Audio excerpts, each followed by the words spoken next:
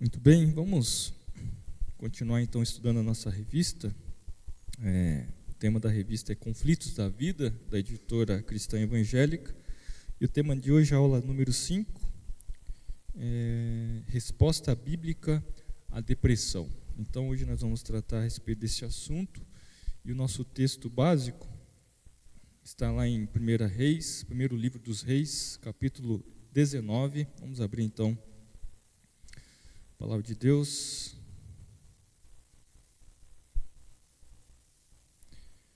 Primeiro livro dos Reis, capítulo 19.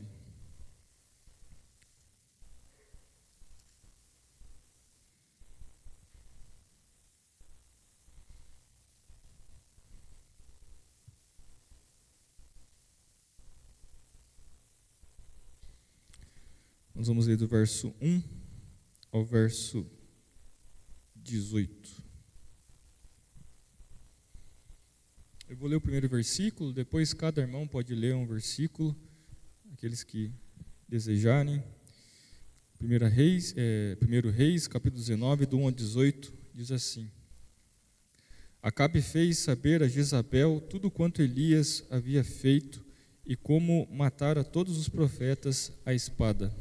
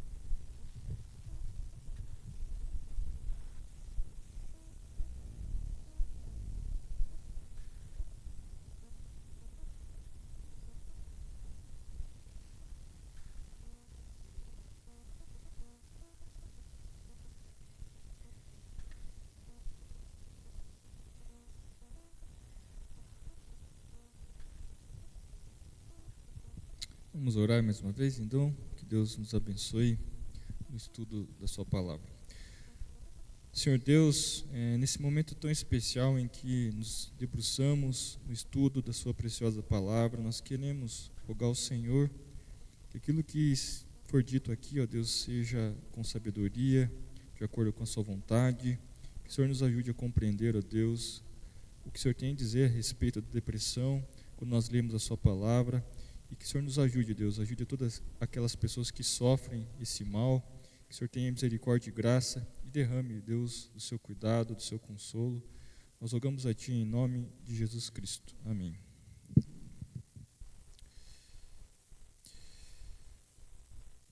A Organização Pan-Americana da Saúde, que é um dos órgãos da OMS, que é a Organização Mundial da Saúde, em que trata dos assuntos das Américas, né, Estados Unidos, América do Sul, ela fala o seguinte a respeito da depressão.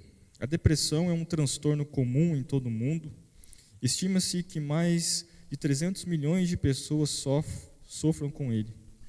A condição é diferente das flutuações usuais de humor e das respostas emocionais de curta duração aos desafios da vida cotidiana. Especialmente quando de longa duração e com intensidade moderada ou grave, a depressão pode se tornar uma crítica condição de saúde. Ela pode causar à pessoa afetada um grande sofrimento e disfunção no trabalho, na escola ou no meio familiar. Na pior das hipóteses, a depressão pode levar ao suicídio. Cerca de 800 mil pessoas morrem por suicídio a cada ano, sendo essa a segunda principal causa de morte entre pessoas com idade entre 15 e 29 anos. Embora existam tratamentos eficazes conhecidos para depressão, menos da metade das pessoas afetadas no mundo, em muitos países, menos de 10%, recebe tais tratamentos. Os obstáculos ao tratamento eficaz incluem a falta de recursos, a falta de profissionais treinados e o estigma social associado aos transtornos mentais. Outra barreira ao entendimento é a avaliação imprecisa. Em países de todos os níveis de renda, pessoas com depressão frequentemente não são diagnosticadas corretamente e outras que não têm o transtorno são muitas vezes diagnosticadas de forma inadequada, com intervenções desnecessárias. Existe o transtorno depressivo recorrente. Esse distúrbio envolve repetidos episódios depressivos. Durante esses episódios, a pessoa experimenta um humor deprimido, perda de interesse e prazer e energia reduzida, levando a uma diminuição das atividades em geral por pelo menos 2 semanas. Muitas pessoas com depressão também sofrem com sintomas como ansiedade, distúrbios do sono e de apetite e podem ter sentimentos de culpa ou baixa estima, falta de concentração e até mesmo aqueles que são clinicamente inexplicáveis. Existe também o transtorno afetivo bipolar. Esse tipo de depressão consiste tipicamente na alternância entre episódios de mania e de depressão, separados por períodos de humor normal. Episódios de mania envolvem humor exaltado ou irritado, excesso de atividades, pressão de fala, autoestima inflada e uma menor necessidade de sono, bem como a aceleração do pensamento. Em junho de 2022, em Genebra, a Organização Mundial da Saúde divulgou sua maior revisão mundial sobre saúde mental desde a virada do século. O trabalho detalhado fornece um plano para governos, acadêmicos profissionais de saúde, sociedade civil e outras com a ambição de apoiar o mundo na transformação da saúde mental. Em 2019, quase 1 bilhão de pessoas, incluindo 14% dos adolescentes do mundo, viviam com um transtorno mental. O suicídio foi responsável por mais de uma em cada 100 mortes e 58% dos suicídios ocorreram antes dos 50 anos de idade. Os transtornos mentais são a principal causa da incapacidade, causando 1 em cada 6 anos vividos com incapacidade. Pessoas com condições graves de saúde mental morrem, em média, 10 há 20 anos mais cedo do que a população em geral, principalmente devido a doenças físicas evitáveis. O abuso sexual infantil e o abuso por intimidação são importantes causas da depressão. Desigualdades sociais, econômicas, emergências de saúde pública, guerra, crise climática estão entre as ameaças estruturais globais à saúde mental. A depressão e a ansiedade aumentaram mais de 25% apenas no primeiro ano da pandemia. Então, a depressão é uma coisa séria e nós devemos falar sobre isso, né, de acordo com o que lemos aqui, dados oficiais da OMS, faz com que nós venhamos a refletir sobre isso. Eu não sei se você já sofreu com isso, mas provavelmente você deve conhecer pessoas que sofrem ou já sofreram esse mal, esse transtorno ou essa doença que já é classificada dessa forma. E o que a Bíblia tem a dizer a respeito da depressão? Séculos passados, essa palavra depressão, né, é uma palavra até que nova, mas antes ela era conhecida como melancolia, uma tristeza profunda, que levava as pessoas até mesmo a serem chamadas com alguma loucura, eram internadas em hospitais psiquiátricos, que eram chamadas no passado de asilo, e eram colocadas lá, recebiam um tratamento, depois que melhoravam, voltavam ao seu contexto familiar, ao seu trabalho, mas muitos homens de Deus sofreram essa melancolia, já que não existia esse nome depressão. Muitos de nós já conhecemos, já lemos o livro O Peregrino, de John Bunyan. John Bunyan, ele foi preso porque na sua época apenas os ministros, aqueles que eram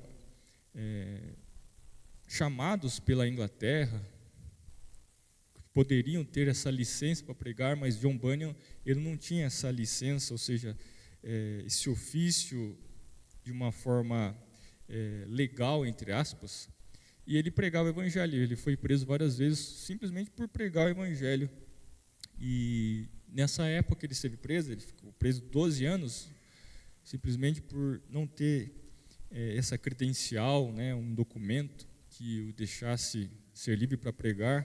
Ele escreveu vários livros, né? Um dos livros mais famosos é O Peregrino. E John Bunyan ele sofria de melancolia. Se ele ficava naquele impasse, se ele deixava de pregar ou se ele continuava a pregar. E ele seguia aquelas ordens do seu Deus, Pai, de pregar, ou ele seguia as ordens do, entre aspas, governo da época. Então ele vivia nesse impasse e ele, será que eu devo, será que eu não devo? Devo respeitar essa legislação? Não devo. Então ele vivia nesse impasse e nos seus escritos ele diz que sofreu uma tristeza profunda nessa escolha que ele tinha que fazer. E nisso vários escritos maravilhosos, né? Por exemplo, esse livro O Peregrino, que eu recomendo que todos leiam. Outro homem de Deus, William Cowper, que desde criança sofreu muito, né? Teve seus irmãos novos e naquela época não tinha tanto cuidado, né? Em relação à medicina, aos recém-nascidos, morreram. Ele teve a sua mãe, perdeu a sua mãe aos 6 anos e ali começou as suas crises. O pai levou ele a um internato e lá ele sofreu também e teve várias crises na sua vida, tentou várias vezes se matar, cometer o suicídio, e todas as vezes não dava certo, tentou se enforcar, a corda se arrebentou, tentou se jogar contra uma faca, a lâmina se quebrou, e nesse ponto a gente vê então, ele nos seus escritos fala sobre o plano de Deus que tinha na sua vida. Ele se converteu e mesmo depois de ter se convertido, perdeu o seu irmão e as crises voltaram, ou seja, ele conviveu isso até o fim da sua vida com a depressão. E ele foi um dos poetas mais maravilhosos da sua época. Tem um hino, não vou lembrar qual hino da nossa Bíblia, que foi ele que escreveu. Então ele sofria com essas angústias. com essa depressão que ele convivia. Outro grande homem de Deus, Charles Spurgeon, quando ele tinha 22 anos de idade, a congregação em que ele pregava teve um incêndio e pessoas morreram naquela congregação, muitos se feriram, e ele ficou tempo sem ter coragem de sair da sua casa para ir até a sua congregação para pregar, porque ele estava profundamente, aqueles que estudaram a sua vida, profundamente triste, melancólico. E tantos exemplos que a gente poderia comentar. Outro homem de Deus, David Brainerd, que morreu antes de ser genro do famoso Jonathan Edwards, aqueles que já leram a história, que sofria também de melancolia. No seu livro, em que o Jonathan Edwards escreve, encontra um diário em que ele anotava todas as coisas que aconteciam em sua vida, né? Ele não sabia o que ele tinha, né? Cuspia muito sangue e sofria com aquilo. Ele queria pregar aos índios, né, dos Estados Unidos, e morreu aos 29 anos de idade, sofrendo, mas ele tinha o desejo de pregar o evangelho, mas ele não podia devido aos seus problemas de saúde. E vez ou outra no seu livro ele clamava a Deus para que ele fosse curado e sofria conflitos em relação à sua vida mental, condição diante de Deus de pecado, de iniquidade, e ele temia muito ir para o inferno.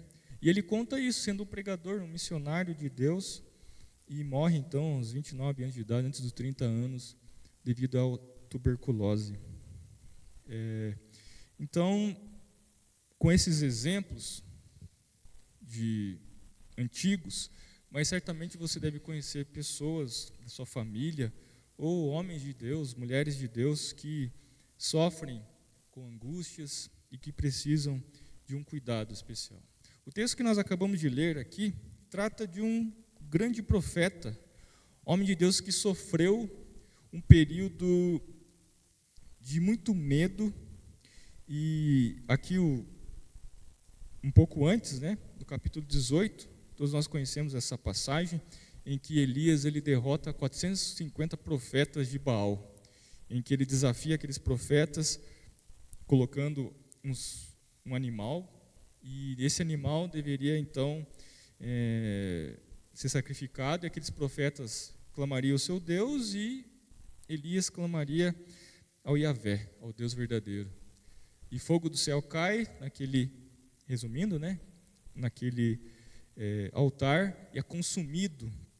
E depois a gente sabe o que aconteceu ao final, como diz aqui o verso 40 do capítulo 18.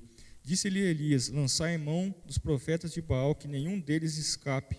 Lançaram mão deles, e Elias os fez descer ao ribeiro de Quizon, e ali os matou. 450 profetas de Baal.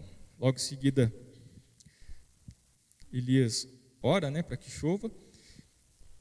E depois de tudo isso ter acontecido, Jezabel, que ficou sabendo daquilo que Elias tinha feito aos seus profetas, né, tinha matado todos eles, ela então mandou uma mensagem a Elias, diz o verso 18 que nós lemos: façam-me os deuses como lhes aprouver, se amanhã a esta hora não fizer eu a tua vida como fizeste a cada um deles. Ou seja, Jezabel fez um decreto de morte em relação a Elias, e Elias, numa atitude desesperadora, foge então. Diz o verso 3, Elias levantou-se para salvar sua vida, se foi e chegou a Berseba, que pertencia a Judá, e ali deixou o seu moço. Aqui nós podemos já ter uma ideia do que estava acontecendo. Imagina, Elias tinha derrotado 450 profetas, ou seja, ele saiu vitorioso daquele desafio que tinha sido proposto diante dele, e as pessoas ali que seguiam outros deuses, e ele venceu. Mas isso não fez com que Elias estivesse seguro, porque o que a gente compreende aqui que a expectativa de Elias ao ter derrotado aqueles profetas talvez seria: agora as coisas vão caminhar, ou seja, eu venci esse desafio. Mas parece que Elias então, a sua expectativa foi água abaixo, porque ele viu que agora a sua própria vida estava correndo perigo? Porque muito provavelmente Isabel tinha colocado um exército que fosse ali, uma tropa de elite, para buscar Elias e matá-lo. E Elias então entra em desespero. Então a gente consegue observar aqui que Elias, apesar de ter confiança naquele momento em que ele ora e fogo do céu cai e consome todo aquele animal que estava ali no altar, toda aquela segurança agora se desmorona aqui quando ele fica sabendo que a sua vida agora está correndo perigo. Então, essas expectativas do profeta, elas mudam totalmente. No momento ele estava seguro e agora ele está totalmente inseguro. E aqui a primeira lição que nós aprendemos, então, é essa vulnerabilidade, fragilidade do ser humano. Uma hora ele está super bem e uma hora ele pode estar muito mal. Em certos momentos, um cristão ele pode estar muito confiante em Deus em diversas situações da vida. E você deve conhecer pessoas que passam por problemas de saúde graves e está confiante. E ela espera em Deus e ela fala, se curar tudo bem, se não curar. E outras pessoas não, outras pessoas sofrem muito com aquilo e entram até mesmo em desespero. Mas a verdade é que apesar de nós sermos fortes em algumas situações da nossa vida, seja um problema familiar, relacionamentos, doenças, nós podemos ser fortes em alguns momentos, mas outras doenças virão, outras situações difíceis virão, e provavelmente nós não vamos ser tão fortes assim. A verdade é que quando nós lemos aqui a história de Elias, nós vamos perceber o cuidado de Deus com o profeta.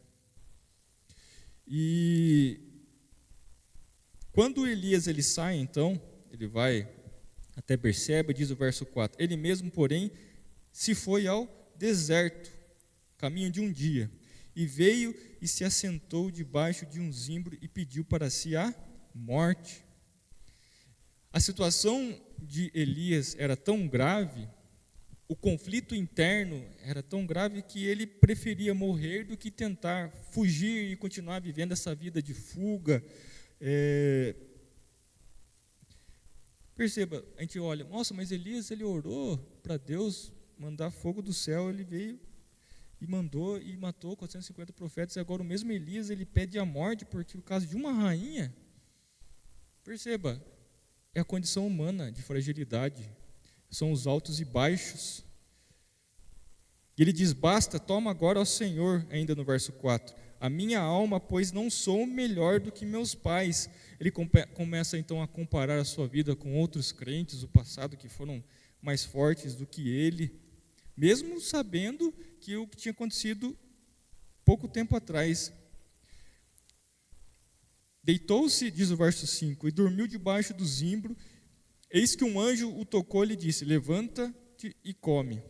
Ele olhou, diz o verso 6, viu junto à cabeceira um pão cozido sobre pedras em brasas e uma botija de água, comeu, bebeu e tornou a dormir. Então você percebe um Elias com medo, desejando a morte, cansado, só queria dormir. São sintomas que a gente vê de depressão, uma pessoa deprimida, que não quer se levantar, quer ficar ali esperando a morte e desejando a morte. Depois, diz o verso 7, voltou a segunda vez o anjo do Senhor, tocou-lhe e lhe disse, levanta-te e come, porque o caminho te será sobremodo longo. Ele levantou, comeu, bebeu, e com a força daquela comida, caminhou 40 dias e 40 noites até Horebe, o monte de Deus.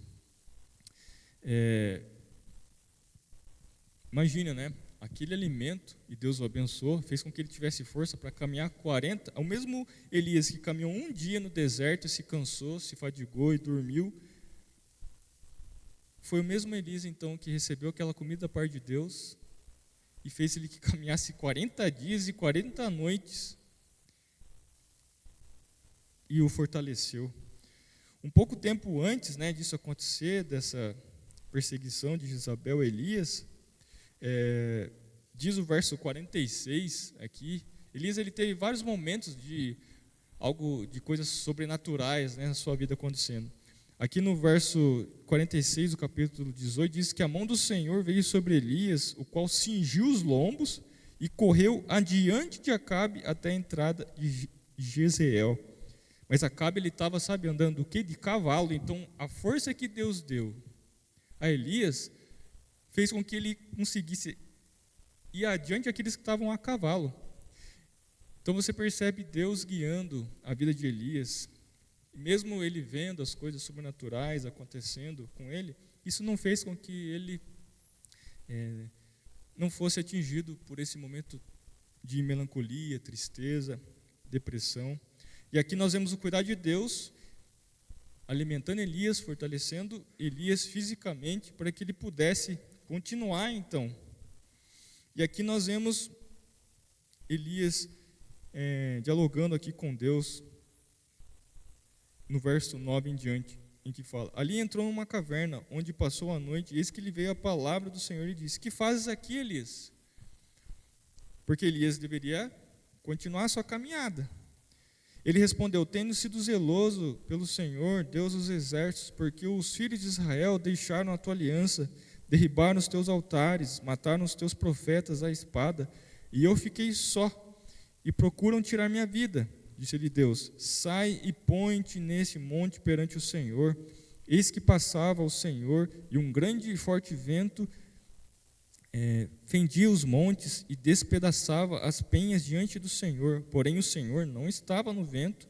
Depois do vento um terremoto, mas o Senhor não estava no terremoto. Depois do terremoto um fogo, mas o Senhor não estava no fogo. E depois do fogo um ciclo tranquilo e suave. Ouvindo Elias, envolveu o rosto no seu manto e saindo, pôs-se à entrada da caverna. Eis que lhe veio uma voz e lhe disse: que fazes aqui, Elias? Elias então começa a ver coisas grandes, né, acontecendo, fogo e vento forte, terremotos ali, mas Deus não estava naquelas coisas. E depois que vem um vento suave, tranquilo, diz: ouvindo Elias, envolveu o rosto. Ou seja, ele percebeu que ali na tranquilidade, então, Deus estava falando com ele. Apesar de Deus agir muitas vezes dessa forma, com fogo, terremoto, ventos fortes. E ele continua aqui no verso 14. Ele respondeu: tenho sido extremamente zeloso, ou extremo zeloso pelo Senhor, Deus dos exércitos, porque os filhos de Israel deixaram a tua aliança, derribaram os teus altares e mataram os teus profetas à espada. Eu fiquei só e procuram tirar minha vida. Mais uma vez, então, Elias repete aquilo que ele já tinha falado no verso 10, e Deus diz novamente: vai, volta o teu caminho para o deserto de Damasco, e chegando lá, unge Azael, rei sobre Síria. E ele continua aqui, então, a falar a respeito daquilo que Eliseu ia fazer, e ao final, Deus então diz a Elias que Elias não estava sozinho, que Deus tinha reservado lá, conservei em Israel 7.000, todos os joelhos que não se dobraram a Baal, e toda a boca que não o beijou. Elias não estava sozinho. Elias tinha mais 7.000 irmãos ali. Ou seja, ele sofreu antecipadamente por aquilo que ele nem sabia. E mesmo assim, se ele fosse sozinho, ele deveria confiar em Deus, mas ele estava numa condição de tristeza, insegurança, expectativas totalmente frustradas, quando ele recebeu a notícia que seria morto, porque Jezabel estava no seu encalço procurando matá-lo. Então, meus irmãos, aqui temos exemplos de fora da Bíblia, de homens de Deus, mas exemplos na própria Bíblia. E aqui nós vamos ver aqui outros homens, outras pessoas que também passaram por momentos difíceis. Por exemplo, Jó. Aqueles que puderem abrir a Bíblia. Jó capítulo 3, verso 1 ao 3. Jó, todo mundo conhece a história dele. Homem íntegro e reto, em que a própria palavra de Deus nos diz: quem Jó 3, do verso 1 ao 3. Nós vamos ler alguns versículos dessa passagem. Então, se todos puderem abrir em Jó capítulo 3. Jó capítulo 3, verso 1 ao 3. Quem achar pode ler, por favor.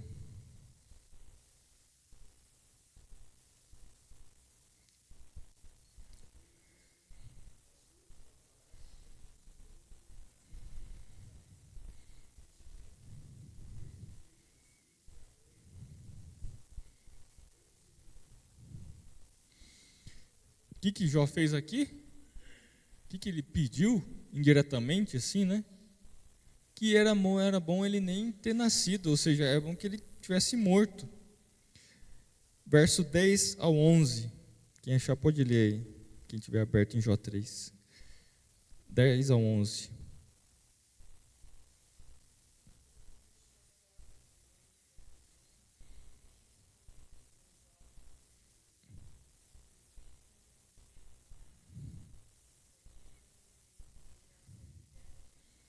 Palavras difíceis, né, de se ouvir.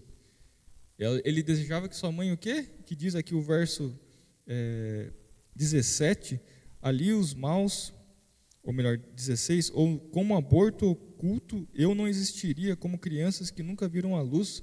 Ele desejava que sua mãe tivesse o quê? Abortasse. Então, o sofrimento dele, e todos nós reconhecemos que Jó sofreu como ninguém, né?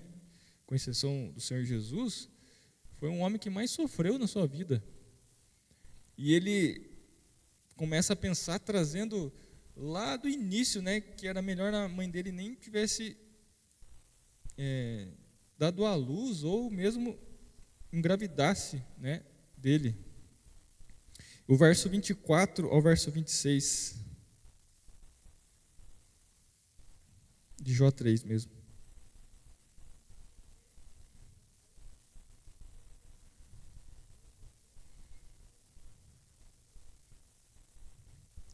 25 e 26.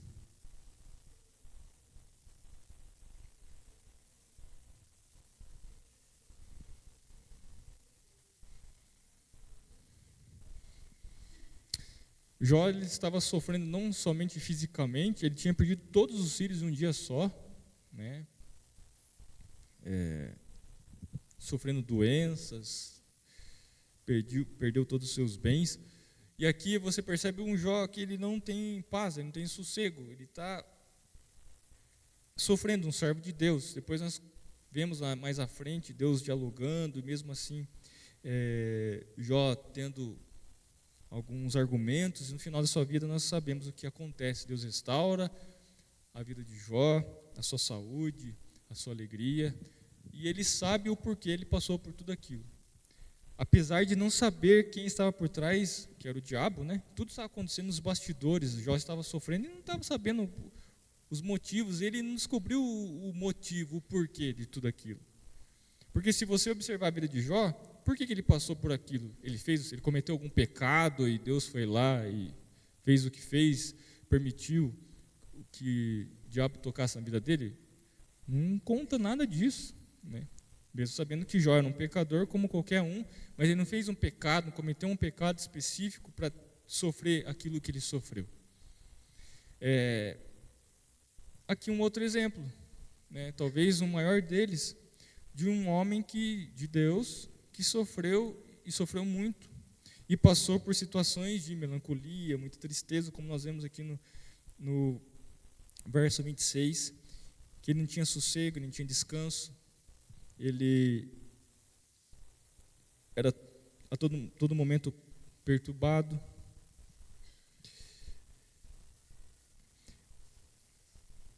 Nós tivemos a oportunidade, né, em outras aulas, falar sobre a ansiedade, né, essa questão em que nós sofremos em alguns momentos, outros mais, outros menos, mas a verdade é que nós nos estressamos muitas vezes e temos alguns sinais na saúde, né, quanto aqueles que sofrem por estresse, ansiedade, o intestino prende, o intestino solta, né, que está sofrendo com aquilo.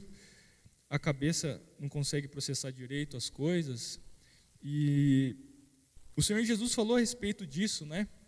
Sobre buscar o reino de Deus em primeiro lugar. E quem puder abrir, em Mateus capítulo 6, que trata sobre isso. Mateus capítulo 6, verso 25.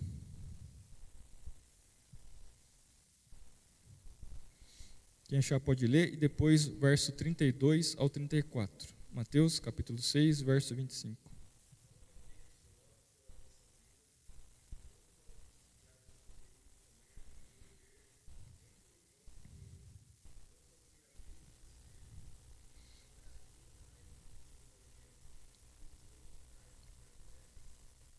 Verso 34, 32 ao 34.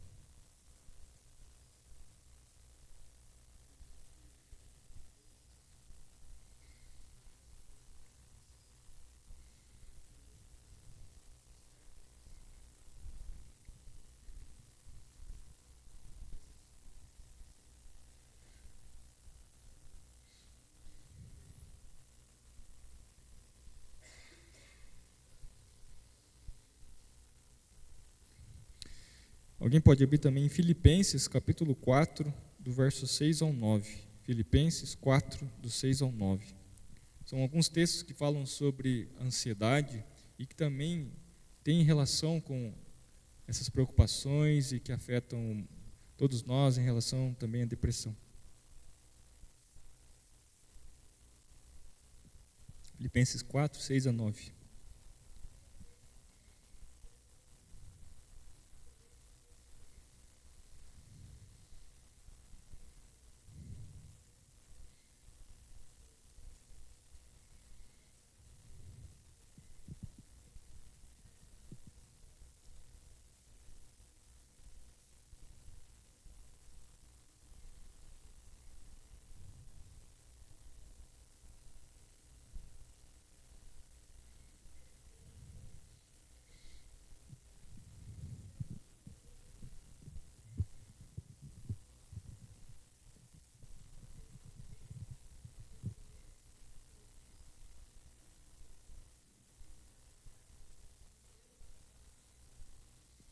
Então são esses dois textos. O Senhor Jesus primeiro fala sobre ansiedade, e a palavra aqui que é usada, não andeis ansiosos, e lá também em Mateus, é uma palavra grega cuja raiz ela significa dividido.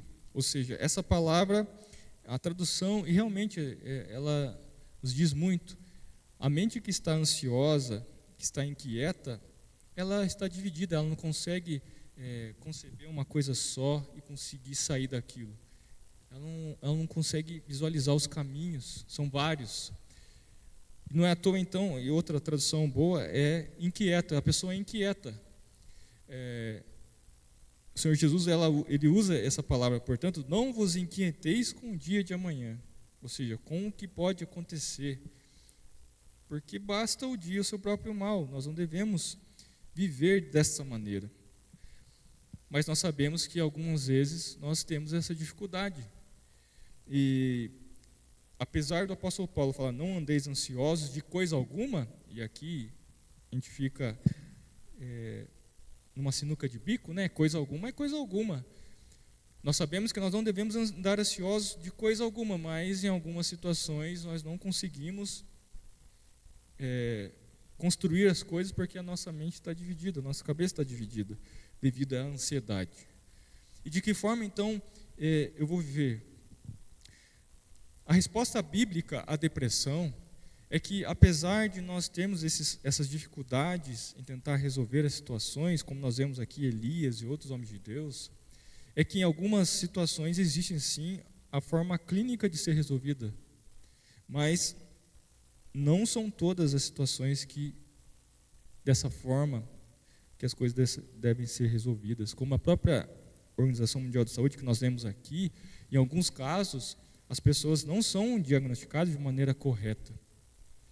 E nós sabemos, e você deve concordar comigo, assim como existem ortopedistas, clínicos gerais que são bons, existem outros médicos que tratam desse tipo de assunto que também você deve tomar o cuidado.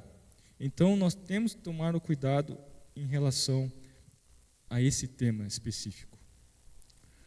E quais os cuidados que nós devemos ter com essas pessoas? Nós percebemos que Deus ele teve o cuidado com Elias de alimentar, de encorajar Elias, para que ele continuasse a seguir no caminho que ele deveria seguir, que é encontrar aqueles outros 7.000 pessoas que não tinham se ajoelhado diante de Baal. Primeiro, existem alguns casos que tudo isso deve ser levado a sério e ser tratado clinicamente com remédios, com cuidados e tratamentos, mas que as pessoas elas devem ser orientadas, encorajadas por nós, cristãos, essas pessoas, eu digo que são cristãs, de que existe uma saída. Elas não estão no fundo do poço e acabou ali. Existe uma saída. Ela não vai permanecer naquela situação para o resto da sua vida, mas ela pode ser encorajada por nós. Orar por eles, como a palavra de Deus nos diz, chorar com os que choram, entender a situação, que apesar de nós lidarmos de maneira diferente, nem todos conseguem lidar nas mesmas situações como nós, que existem pessoas que têm, às vezes devido a problemas genéticos da família, que já existe isso, vão sofrer por causa disso. Nós, como cristãos, nós devemos ajudá-los, encorajá-los, essas pessoas que sofrem desse mal, que conseguem, às vezes, nem explicar o que estão sofrendo, o porquê que aquilo está acontecendo, e entender a situação, se colocar no lugar dessas pessoas.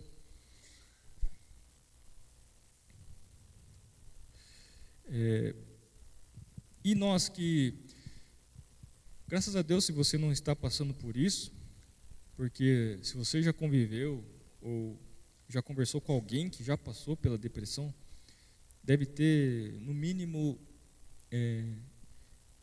tentado se colocar no lugar da pessoa, mas graças a Deus, se você não passou por isso, ou se você tem uma tendência a passar por isso, ou acha que está passando por isso, busque ajuda, não fique guardando para si mesmo, busque ajuda no seu cônjuge, na sua família, por meio dos irmãos da igreja, o pastor, buscar ser aconselhados nesses momentos, sabendo que nós não estamos sozinhos. Elias não estava sozinho, apesar de ele achar que ele estava sozinho, como nós lemos ali, ele se sentia só, ele diz, eu estou só. Mas ele não estava só, e Deus o encorajou, ele foi se encontrar com outros irmãos que também, certamente, o texto não diz, mas que um ao outro encorajava. Os dons que temos, as outras pessoas que têm os dons, o próprio apóstolo Paulo vai falar a respeito disso, que o objetivo é edificar um ao outro, inclusive em situações difíceis da nossa vida. Mas uma coisa que nós devemos também checar na nossa vida é o que nós estamos buscando na nossa vida. O que nós estamos procurando na nossa vida, o que chama a nossa atenção hoje, agora, nesse momento, ou durante a semana, o que mais tomou o seu tempo em relação às coisas que você faz, trabalho, planos, projetos. Às vezes as pessoas estão ansiosas e entram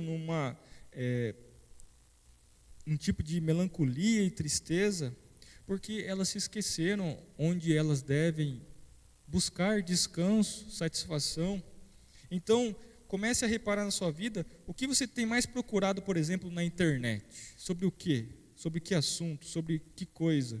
O que você tem gastado o seu tempo procurando realmente?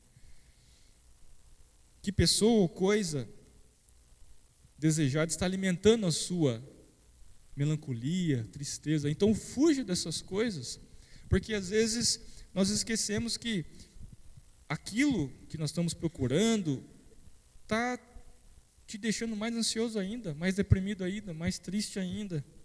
E nos esquecemos que o que nós não devemos nos cansar, como diz lá em Josué, que é meditar dia e noite na lei de Deus, ou seja, na sua palavra. Então nós devemos encontrar descanso meditando na palavra dele, ocupando a nossa mente, como diz o apóstolo Paulo ao tratar logo após a ansiedade, o que deve ocupar a nossa mente. Tudo que é agradável, tudo que é de boa fama, se alguma virtude há, se algum louvor existe, seja isso que ocupe o vosso pensamento. Se o conflito está na sua mente, em não saber como resolver problemas familiares, no trabalho, situações difíceis, não fica no meio do problema, ou seja, coloque a sua mente, deposite a sua mente, descanse no Senhor, na sua palavra, através das orações, como o próprio apóstolo Paulo diz, para não andar ansioso, mas ser conhecidas as nossas petições, que são orações comuns, as nossas súplicas, que são orações que até mesmo nós choramos, muitas vezes orando, mas com ações de graça, sabendo que Deus ouve a nossa oração e somos gratos porque sabemos que Ele vai solucionar de alguma forma. É a nossa fé em Deus. Que Deus nos abençoe, meus irmãos, a continuar firmes. E por fim, trazer a nossa memória, meditar nos sofrimentos de Cristo. Que Cristo, Ele sofreu, Ele passou por tristezas terríveis no jardim de Getsêmani. Lá em Isaías capítulo 55, verso 3 a 7, diz: era desprezado e o mais rejeitado entre os homens de dores, e sabe o que é padecer. E como um de quem os homens escondem o rosto, era desprezado, e dele não fizemos caso. Certamente ele tomou sobre si as nossas enfermidades, as nossas dores, levou sobre si, e nós o reputávamos por aflito, ferido de Deus e oprimido. Mas ele foi traspassado pelas nossas transgressões e moído pelas nossas iniquidades. O castigo que nos traz a paz estava sobre ele, e pelas suas pisaduras fomos sarados.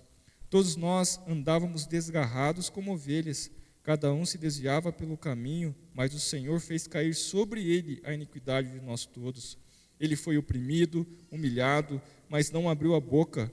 Como cordeiro foi levado ao matadouro, e como ovelha muda perante os seus tosqueadores, ele não abriu a boca.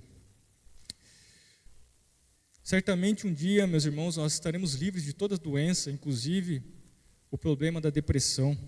Nós temos que ter na nossa mente que Cristo elevou sobre si todas as nossas dores. Apesar de nós sofrermos ainda neste mundo caído, nós temos que saber lidar com o nosso relacionamento com Deus e esse mundo caído. E um dia nós estaremos livres por causa do sacrifício de Jesus Cristo naquela cruz. Ele levou sobre si, nós cremos isso, toda a nossa tristeza, depressão, Ele levou sobre si. Que isso conforte os nossos corações, saber que Cristo, Ele sofreu, inclusive por causa da nossa tristeza. E como nós estudamos em outras lições, o pecado original, ele fez isso na humanidade. E toda vez que nós olhamos para a nossa vida e temos esses momentos, esses conflitos, nos ajuda a compreender que o pecado original fez isso. E a solução para isso é Jesus Cristo, morto naquela cruz, que um dia também ressuscitou, e um dia Ele retornará. E nós teremos paz, finalmente, em plenitude, e não viveremos mais qualquer tipo de doença. Que Deus nos abençoe. Passo a palavra